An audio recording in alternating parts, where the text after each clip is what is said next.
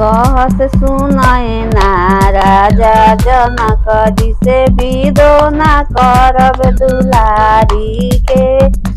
कहत सुनाए ना राजा जनक जी से विदा ना कर दुलारी के मोरो सागर से जलवा भरई है के मोरो सागर से जलवा भरई है के फूल ले आई है फूलवाड़ी से के फूल ले आई है फूलवाड़ी से।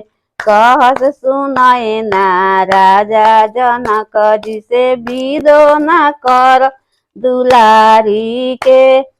हम ही त सागर से जलवा भरइबो हम ही त सागर से जलवा भरइबो हम फूल ले आइबे फूलवा इसे हम फूल ले आइबे फूलवाड़ी से।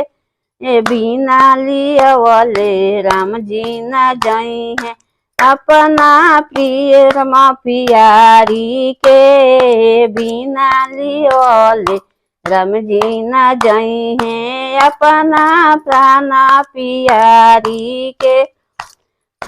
तोहरो तहाई बारी दुलारी तोहरो तहाई बारी दुलारी राम जी के हई नारी हो राम जी के हई नारी हो। बिना लियवले अयोध्या न जाई है प्राण प्यारी के। बिना लियवले अयोध्या न जाई है अपना प्राण प्यारी के। बिना लियवले अयोध्या न जाई है अपना सी कुमारी के।